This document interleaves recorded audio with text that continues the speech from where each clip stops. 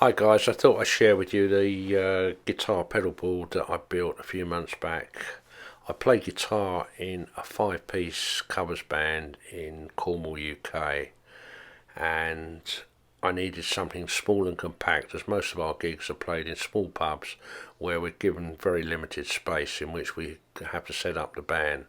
So anything larger than that would be out of the question. I've used various multi-effects units over the years, but much prefer the freedom of having individual pedals that you can switch on and off. On the bottom layer I decided to have two overdrives, a Maxon OD9, which is pretty much the same as a Ibanez Tube Screamer, Boss Super Overdrive,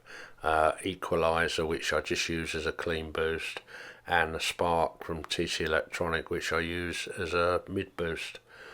The TC Electronic plethora on the top layer is used for all my delays, any modulation sounds, and there's an endless amount of effects that you can have on the plethora. And I'm sure if you look at some of the other videos on the plethora you'll see what's available. One of the biggest problems I had was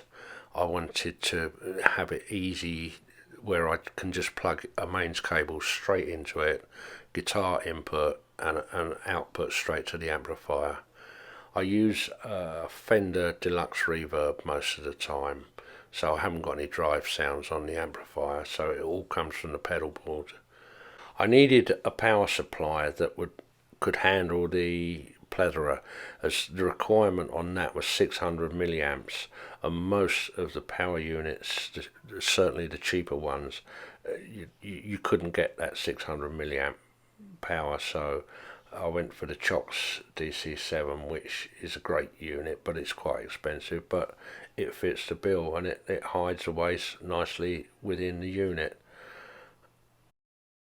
One of the other problems I find with a lot of pedal boards is the pedals are all crammed in so close together that it's very easy to step on two pedals at the same time, whereas I wanted to make the higher level for the plethora so that there wasn't any risk that when I step on one of those buttons I'm not going to accidentally press one of the other buttons, so making it on the higher level I found very useful. I had some oak timber kicking around in my garage, so I used that to make the framework and the casing for which everything fits into, and it's worked out very well. I searched the internet and managed to find a nice carry case to transport it in, and it's all foam lined so it keeps it well protected whilst it's in transport. I do hope this has helped some of you guys that are building your own pedal boards. There's so many different ideas and different approaches to how you want to have your pedal board, but this is what I've been looking for, and it's worked out really good for myself. As for the plethora, please check out the reviews and